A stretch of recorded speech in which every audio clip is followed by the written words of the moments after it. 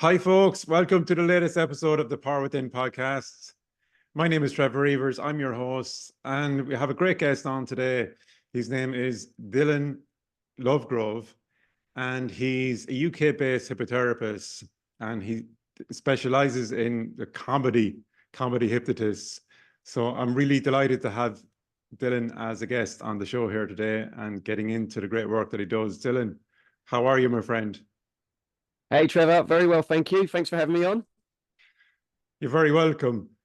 Can you tell us a little bit about yourself, about how you got into doing the work that you're doing, and a little bit about your journey? Yeah, sure. So it started nearly almost 10 years ago now. My partner was going through some bereavement problems, and she wanted to see a hypnotherapist to help her with bereavement of her father. And so Right. she see a hypnotherapist, and obviously I was going along with her on the journey. Um, she had some great results. After about 2 sessions, she was, really starting to experience some positive results, and she got fascinated by it. So she started to learn about it, learn about the mind. It's kind of like sometimes how it happens, right? Someone experiences it themselves and then thinks, "Wow, this is incredible. Let me see how far down the rabbit hole I can go with this." No, So indeed. I was studying her, watching her do her stuff, and she was coming back telling me all these things about the mind and hypnosis, and then she went on a weekend course with a guy called Steve Adams, um, and it was learning how to do rapid and instant inductions. So of course, who was going to be the guinea pig when she got back from the course, right? Yeah. Lovely. Yeah. The volunteer. So I said, she's got back, and I remember being at her sister's, and all the kids were running around our legs, like they were about 2, 3 years old then. And she said, Yeah. "Oh, let me do this rapid induction on you." So it was like a hand lock, got me to stare at my top of my thumb and get me to recite my phone number. So there's a lot of confusion going on. And then she just done a quick hand grasp and sleep. And then, yeah, I just remember eyes closed, standard stuff, could hear everything around me. And I remember she said, "1, 2, eyes open and awake." And I remember instantly just thinking, wow, right, that Yeah. was amazing.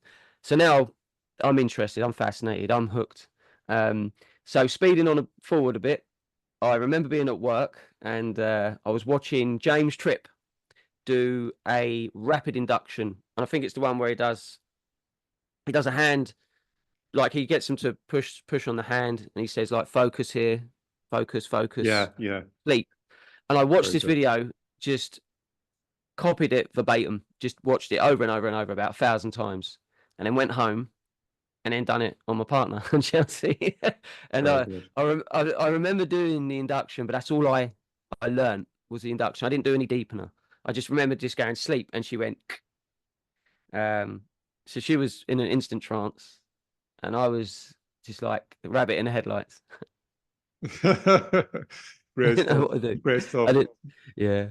So that was the Um, start of it. So, like, obviously you've been on a great path and journey then, because I did see you at the Irish Hypnotherapy Conference a couple of months ago, and you're giving a great show at that. So, there's been a lot that's happened in the intermediary time since you hypnotized your wife at that first time. yeah. Oh, yeah. I went to London. I met Rory Z and done his course. Learnt rapid instant inductions. Met Kate Bevan Marks, who's guided me all the way through my journey. Um, and it was Kate Bevan Marks as well that actually got me to go to the Irish convention. So and to do the UK one as well. So she's really True. been a massive, guidance for me and help, and she's always given me the confidence to keep going. But I done courses, and I went to London, the Embankment, and I met up with a few other, enthusiastic hypnotists who were learning same sort of stages as me. Jason Yeah. Simmons being one, and we done some street stuff, got some recordings, and it sort of built from there, really. Yeah, the street stuff really built my confidence. Started to get a feel of the realness of hypnosis, you know, when you do it, because when you do it in class, Yeah, it's in that classroom learning environment. You know, I'm indeed. sure you can relate Yeah, that when you're doing that, it's amazing, but everyone's in that kind of hypnosis ready zone. Whereas when you do it, when you go out cold into the streets and do it on the random public, you know, it's yeah, quite a different experience. sure. Um, I can imagine. I've never done it, but yeah, I'd it love was. to do it. But Yeah, you kind of, especially when you come out of the classroom and you go to do it, you know, because that's what I remember. Like Rory Z was saying, he goes, right, okay, you guys know how to do it. Go out and practice on the people. You know, do it to your family yeah, members yeah, and indeed, stuff like indeed. that. So yeah, I was just I absorbed like everything that I did was hypnosis. I spoke about it, dreamt it. Everything was hypnosis after that. Lived it. It just lived it. Yeah, you know, it breathed it, lived Yeah, it. Everything was hypnosis. And it's brilliant, kind of just carried on really since then. It really has. It's like you say, brilliant. the passion, you know. And what kind of reaction do you get on the streets for the work that you do? Um What kind of it response from the public? the I mean it depends who you talk to, but 99 times out of 100 it's kind of like, look, what? You do what? Uh, I mean, if you ask 20 people in London, hey, I'm a hypnotist, would you like experience some hypnosis? We could do it right now. You probably get like a, nah, you're all right. Yeah, So I try to be tactful about it and yeah, go up to someone with either a crowd of people that are with them so they feel secure and safe. I'd never do it to someone on their own. It sounds a bit weird, or it would yeah, look a bit yeah. strange and they feel a bit insecure, like, you know, who's this guy? Sure, Um, sure, And but I yeah. try and do it tactfully. I try to do it with mainly males, or if I'm with my partner Chelsea, I can ask females then because then they feel safe that I'm with. If that makes sense, I'll be It with a does, girl. yeah, So yeah, yeah, so I try and do it that way. I try and be tactful in how I do it and who I approach. But of course you got language barriers sometimes in London. You meet a lot of foreigners, so they'll sort of like won't understand, um, you know, what you mean by hypnosis, or they have a different perception of it. You know. sure, So sure. there's a few hurdles to jump, but once you do finally get that person who's interested and excited to actually have a go, I done. Let me rephrase that. I hypnotized a lad recently. In it was Hampton Court, and I took my nieces and my children to Hampton Court. They went on a little egg hunt during the Easter bit part of the holidays, and I met up with this couple, and I was on my own. I thought I'd just randomly ask some people, and I hypnotized this lad, and he was brilliant. He was so up for it. He was so eager. He was like, "Yeah, totally up. Yeah, yeah, yeah." Took his hat off. You know, he was ready Lovely. to go. So what you want? That's what you want. Yeah, yeah. And you know, to get someone with that enthusiasm and excitement, is great. But it's not always the case. And when you do find someone like that golden nugget, it's like, oh, fantastic. But I was on my own, and he was with his partner, and she videoed it, and yeah, it was really cool. But they don't always go like that. You know, you have to jump a few hurdles. Brilliant stuff. Brilliant. And like I say, you get a real buzz of adrenaline when you're, in the midst of doing the street stuff, because it's a real reward with that, because Mm, that's pure hypnosis. I know that like when I qualified with the NGH, the same as yourself, in 2010. For the first couple of years afterwards, like it was like kind of doing it with my friends and social occasions and things like that. And you always get to, oh, don't look into my eyes, and because people have that perception of hypnosis. And over the years, I've gone from kind of embracing that word hypnosis, because I've given over 50 public information talks here in the southeast of Ireland to kind of, I suppose, naturalize that word, and take away the kind of stigma, the fear that people have associated with it. yeah, But at the same time, as time has gone on, I've kind of like, if people want to, it can be a challenge to do that. And if people are interested in the work that I do, then they'll respectfully ask me, because in the early days, you kind of want to almost convince everybody of the merits of hypnosis, and it can be an uphill struggle at times. And now I know it's changing. It mm, changes then, um, for the better, with all the work that all of my colleagues here in Ireland and the UK are doing. But at the same time, like, there's more work I feel to do to kind of make the work that we're doing as accessible to as many people as possible. Yeah, totally. I agree with you. And I think one of the big battles that we have is cinema, movies, because as much as we have a voice and we can teach people, it always seems that the movie seems to override, and they'll watch a film Right. and they'll sort of go, "Oh, look, there was that film where he hypnotized and made them do this, and everyone got shot and killed at the end of it." It's like, no, that's not what hypnosis Yeah. is.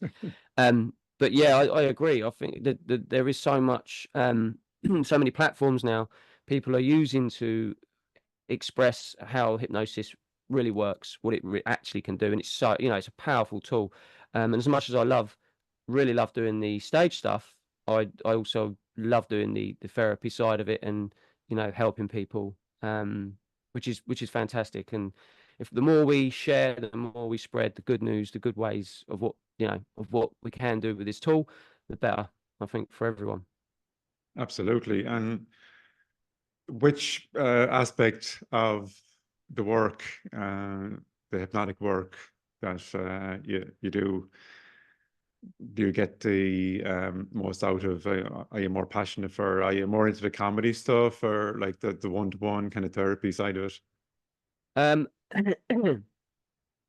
I think it's whichever part I'm in, whatever persona I'm in at that time. Whatever zone you're in at the time. Whatever zone I'm in. Yeah. I mean, coming off a show, when you do a good show and Yeah. everyone's clapping and cheering and it's been successful, it's an amazing feeling.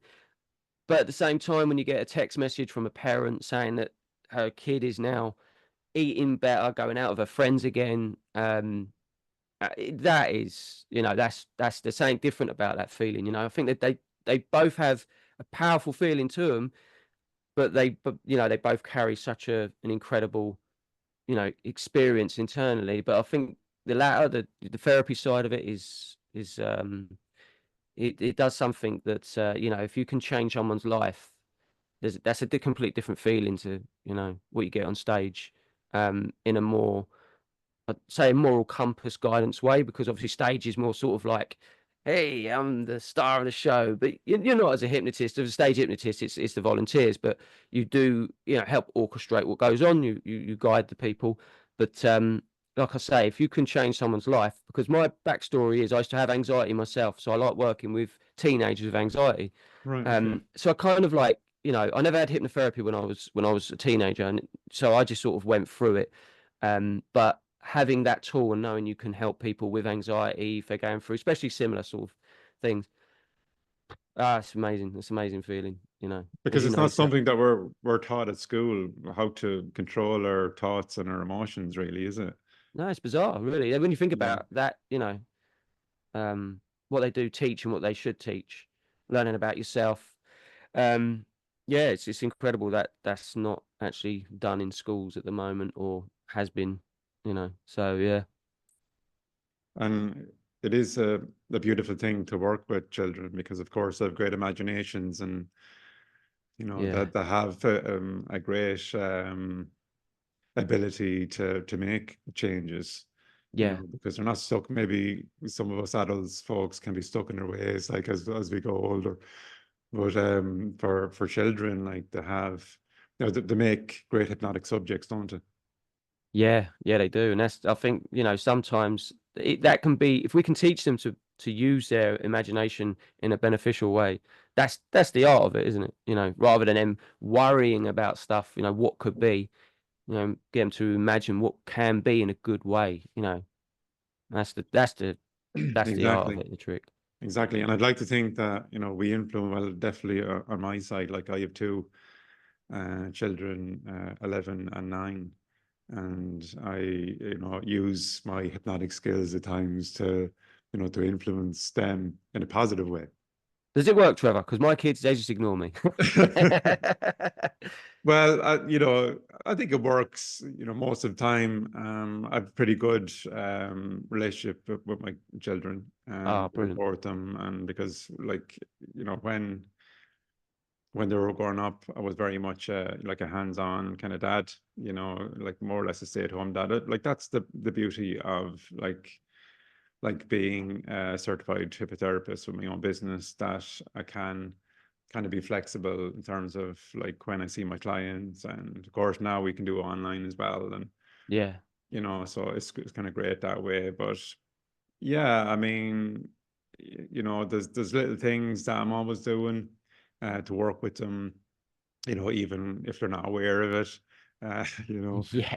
I like, as you know, like, you know, you can say the same thing a number of different ways and get a different result. And like the power of words, I mean, that's something that I've really kind of honed in on and worked on over the years, that, you know, before I became a hypnotherapist, I wouldn't have been aware of at all, you know. Yeah. And, you know, the importance of self-talk, and, you know, the way we talk to ourselves, and, you know, Absolutely. to take which, you know, I kind of started it like quite late, like you know, even though I'm doing this 50 years, I was 30, what, 30, giving away my age now, Dylan. Mid 30s when I started doing this. But so like one of the things that I feel as though, like, I feel like I'm blowing my own trumpet now, I'm not. But I do feel that benefits the work I do here is that, you know, have the life experience Yes. to bring to the table as well. That you know, I know how it feels to be at a low ebb, and, you know, to lack confidence, and to, you know, the various issues that my clients come to see me to help them with, you know, Yeah. On that, Trevor, like. can I just say, just sorry, if you was to, Mm. what you just said there, I think is really, really important, because if you was to do that at the younger years without experiencing everything you've done, would you think that you'd be able to help your clients in a way now that would be, you know, beneficial for them? Because I think you have to go, because I started late as well, but I'm thinking, like, if I wouldn't have gone through all those negative experiences that seemed negative at the time, do you think that with you, you'd be able to, you know, Yeah, direct them differently? Yeah. I'm like, no, I'm glad. I mean, I wouldn't, you know, I wouldn't change a thing, because it's made me the person that I am now in this moment. And, you know, like, life is full of challenges, and, you know, it's just like, you know, you're dealing with your situations in life with the tools you have at any particular moment in time. So, like, I was learning over time to, like, you know, forgive myself for the mistakes of the past, and kind of Yeah. like focusing in the present, and, you know, be able to kind of relate to, like, you know, my clients on a one-to-one regarding, like, you know, I know, you know, in many cases I've been there, done that, wore the t-shirt, so to speak. And, you know, I can, you know, I can kind of bring that to the table, because I'm very much like of um a mindset that, you know, especially for us hypnotherapists, that it's important that we're, you know, we're walking the walk as well as talking the talk, Yeah. you know. And we're integrating and implementing the tools and techniques and all the rest of the great stuff that we're you know, we're doing with our clients in our Yeah. own lives, you know, Yeah. because if we can't help ourselves, how are we supposed to help anyone else? Yeah. Agreed. Yeah, totally. And I find that when I work with a parent and their child, if I say to the kid, um, I used to be exactly how you are at the moment. You know, I used to have anxiety. I used to do all the things you're doing exactly the same. And this, what I'm going to help you do, what I'm going to show you that's going to help you, you're going to help yourself to do this. It worked for me. And, you know, explain that if you sort of like can empathize with what you've gone through as well, and then you say like, this really works. This worked for me. It really is amazing. And you know, I think it just it can sink into their mind deeper as well. Like, you know, there's a connection there. You know, I think that's important. Definitely, definitely. And another thing is, like, I find really helped me was that when I had children of my own, that, you know, my effectiveness then, when I'm working with children, was a lot better, because I had that daily interaction with my own, you know, that kind of hands-on kind of work that I'm doing on a daily basis with my own children, you know, because again, it's that life experience that you kind of need. It's not all about, you can read things out of a book, and you can do Yeah, different courses and all that, but it's really benefits if you can have that kind of experience, the hands-on yeah, experience. No matter what you're doing in life, I would apply that to as well. Um, but yeah, yeah, and that's I suppose the one of the real reasons that I'm successful here, and I'm here, I'm still in business, 15 years later, that I have that way to to hone in on build a rapport with my clients when they come in, and relate to them in the different issues that they bring me. I'm sure you're the mm. same.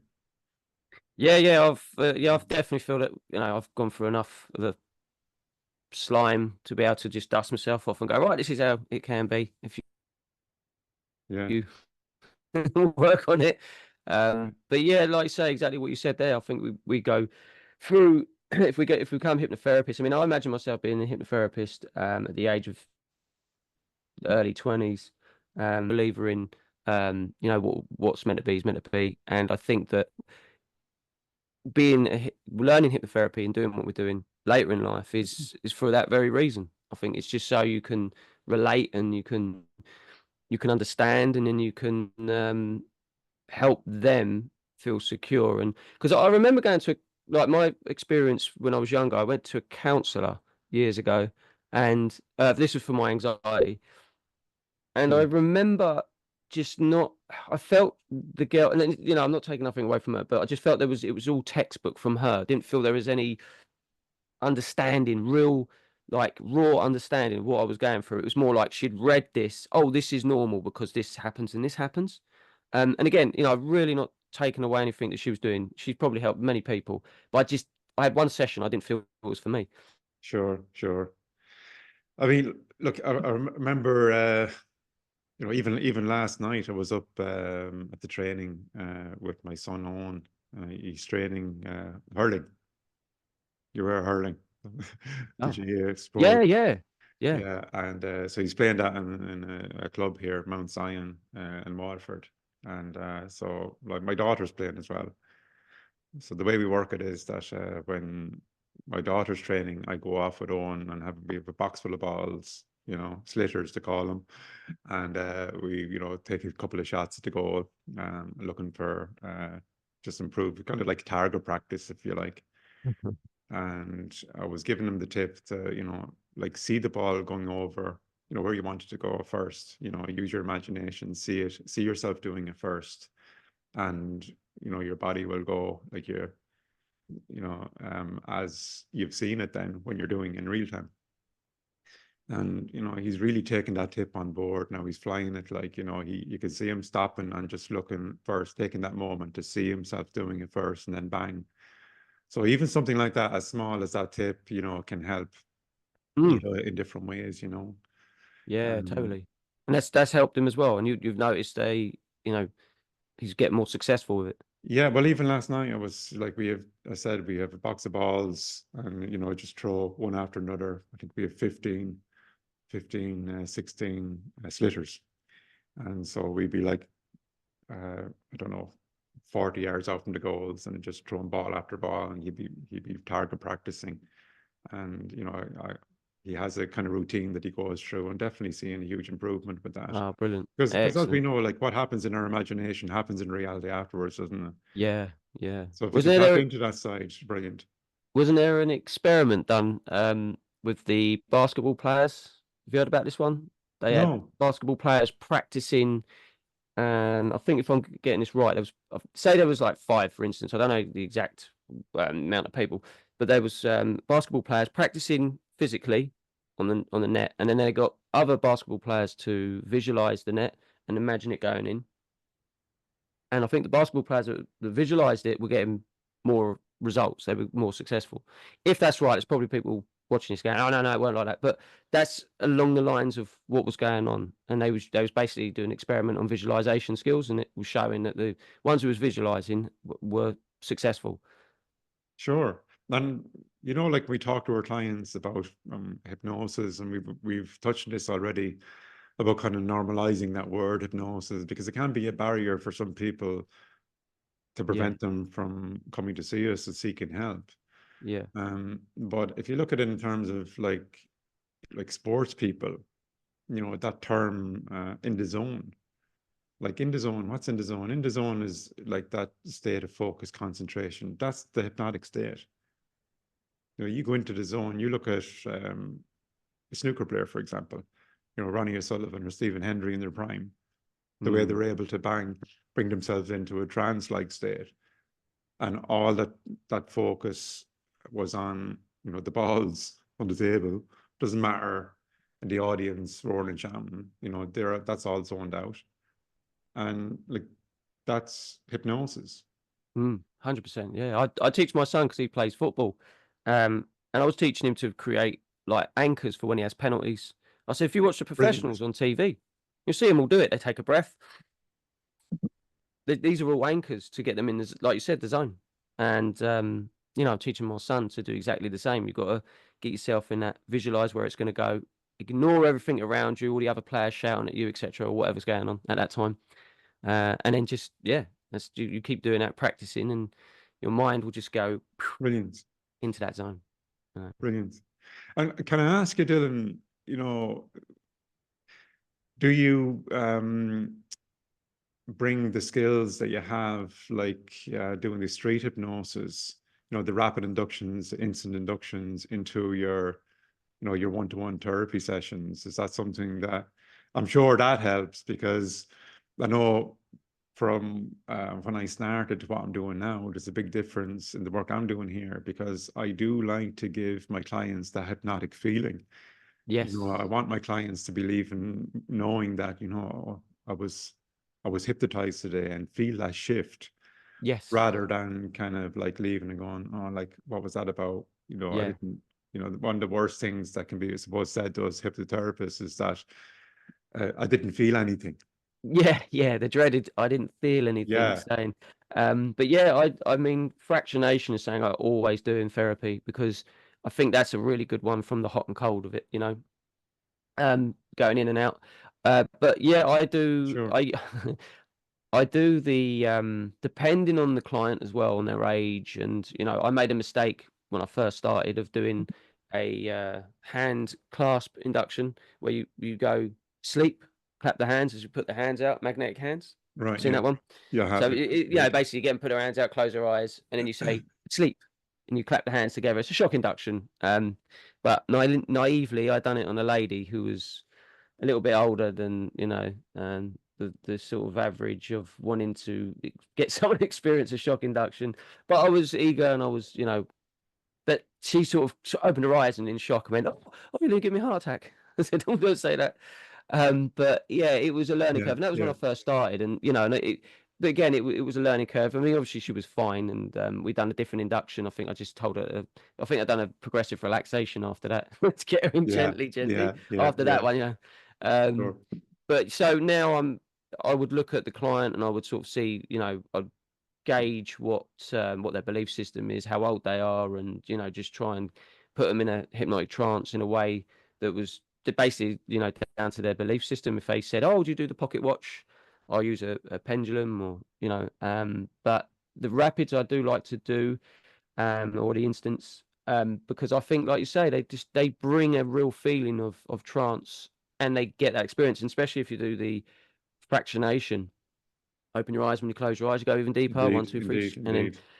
yeah, and you know you can see them, and the more they, you know, struggle with the eyes open and close, yeah, and then you know you've got them in that nice fractionation area that you need them to be in for deep trance, and then yeah, I think Sure. they then come out of it. But you like say sometimes it's not 100% with all clients because you know they sometimes will Well, resist it depending sure. on, Well, it you know, depends on, I suppose, doesn't it?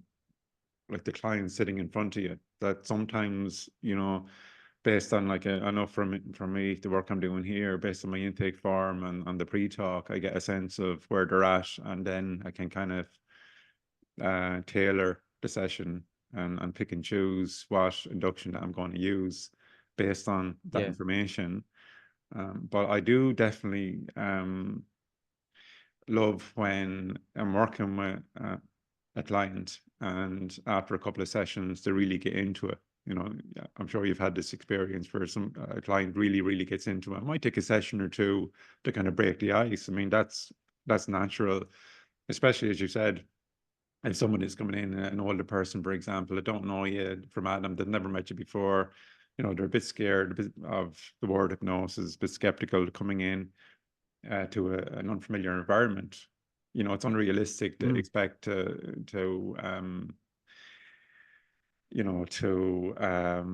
get them where you want in the first session, to just guide them in, and slowly but surely, after a couple of sessions, you get to know them, you build up that rapport, you get that trust going, and they get into it every session a little bit more. And to get my client into a position where they're really enjoying and getting the real buzz off that hypnotic feeling, that's where, like, the real magic happens. Because if they start, sometimes if their hand starts coming up slowly, then you can give suggestions, magic suggestions, like, you're reinforcing everything, and all of the changes that you are making here today are doubled, tripled, and feel them like, just those changes are being reinforced. And the more your hand moves up, the more those changes are being reinforced, things like that. So Yeah. they really get a buzz out of it. And that's when I really love when clients come back and going, oh, geez, that was magic, that was great, can I have some more of that, like, Yeah, it's great. It's again, it's hypnosis is it's great when if you do a show. I love it because you'll see people, the non-believers, and you always get them be setting up my equipment, and you get people come over and they'll be like, does it really work? You got people here, ain't you? You're paying them, ain't you? People here, you always get it. And then after the show, they come and go, oh, I can't believe that was amazing. That was absolutely incredible. What you just did there to Dave or Gary, that was. I know Gary, I know Dave. They would never normally do that. There was something definitely going on there.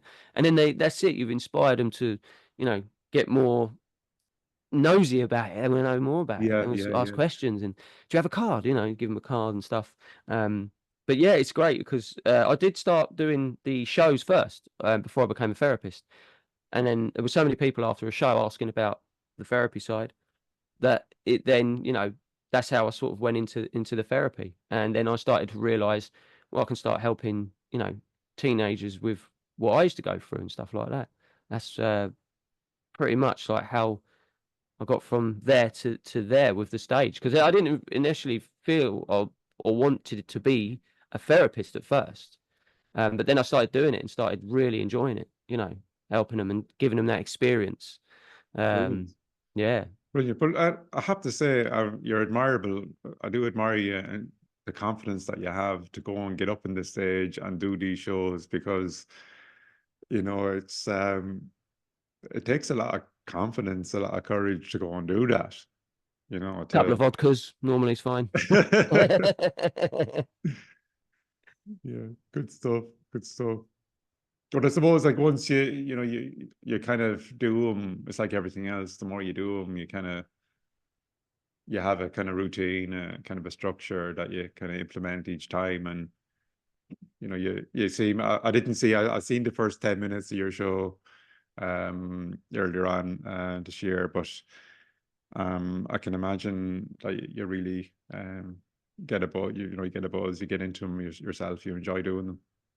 Yeah, I love doing shows. I really do. I think I try and plan my shows in a way that's I'm always trying to think ahead, and I think that's with me. That's always been how I've sort of got through any anxieties and stuff. I mean, I'm always been nervous with every show I've done, always naturally. Really, still. You Yeah, still get those I mean, butterflies, would you, at the start? yeah, they've got. I mean, when I first started doing them, I mean, my first show ever was in a little pub called the Three Fishes in Sunbury, just down the road from me. And I had a whole script of my pre-talk written out, And I literally don't remember anything I said. Like when I came out and just went blah blah blah blah blah, hypnosis. I'm a hypnotist. Get on stage. Come here. I don't remember none of it. I had a whole script, and I read it and read it and read it and read it, and I thought, yep, I'm ready to Yeah, go. yeah. But over the years, the confidence built with but mainly, like I say, it was structuring what I'm doing next and how I'm setting up the stage, and talking to people before the show, and just building on rapport with the audience members beforehand, and just all these other little things I'm doing. But I was always trying to think ahead of what I was going to do, rather than sitting there and worrying about what could happen, what could be, what won't happen. So it was kind of like just planning ahead in my mind to just keep it going. But yeah, I naturally get a nice sense of anxiety, which I've changed in my mind. It's not anxiety, it's excitement. Sure. Yeah. It's excitement. So my excitement levels are still there. I'm just Yeah. Yeah. yeah, I just keep trying to plan ahead with the show, and then just think about, it's a weird thing being a hypnotist, because when you're on stage doing a stage hypnosis show, you've got to be ready for anything and everything, and there's just so many different things can happen. So you've got to really be, on the off foot for whatever comes your In the way, and then be zone. ready to yeah, in the zone. Yeah, you got to be in the zone. Yeah. And then bounce it back out and try and create something out of it, that's humorous, Brilliant. or Brilliant. it's natural, Dylan, which was so. sorry, go ahead. Sorry, I didn't mean to interrupt you. I know I could talk to you all day. I really could about this stuff. I just one eye in the time, and I know that you have a client coming up as well, so Yeah, we need I'm to be same. I could mindful of talk the all day. time.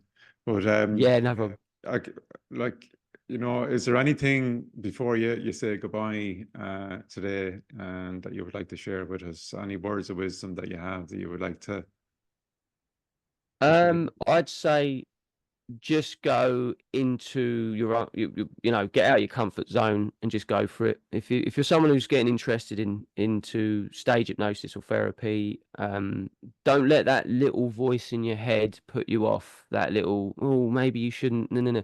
I'd say just go for it. That's the best advice, I think, to for anyone, is if you've got an idea of doing something, if it's something that you want to do, go for it. Jump in, deep end, go for it, and enjoy it as well. Crap yourself, but enjoy it. I think, yeah. Excellent stuff. Excellent stuff. Dylan, you're a gentleman, and I've really enjoyed the convo, the discussion I've had with you here on the podcast today. Thanks a million for your time. Yeah, thank you, Trevor. I really enjoyed it as well. Thanks for having me on here. It's been a real pleasure. Thank you. And listen, you take care of yourself and keep up the great work. And I'm sure that we'll meet at a future event or conference, and I'll see one of your full shows. But don't pick on me, whatever you do. Why does everyone say that? Yeah, thank you, Trevor. It's been brilliant. Thank you. Really enjoyed it. Look after yourself, buddy, and sir, we'll be in touch. Talk again Yeah, soon. for sure. Thank you. Take care then. Take Okay, care. folks, so it's that time again to bring another episode of the podcast to a conclusion. Look, if you're passionate about improving your mindset, if you're passionate about improving your mental health, or if you're a hypnotherapist that's looking to improve the way you're working in your practice, you're looking for new ideas, ways of doing things, then this is the podcast for you, folks. So The Power Within, make sure to subscribe, like, and share to help me get it out there. Thanks very much. And listen, until the next episode of the podcast, be good to yourselves, be good to each other, and we'll see you on the next episode. See you soon, folks. Take care. And hi, folks. Just a quick follow-up on the great discussion I've just had with the amazing Dylan Lovegrove. And just to let you know that Dylan is hosting a training event in Dublin on the 5th and 6th of October coming. And he's hosting the same training on the 26th and 27th of October in London. So if you want to learn how to do your own comedy hypnosis show and successfully create and execute that show in a confident way, this is the training for you. Get your tickets now. And more information on Dylan's website at dylanloveshypno.com. So that's dylanloveshypno.com.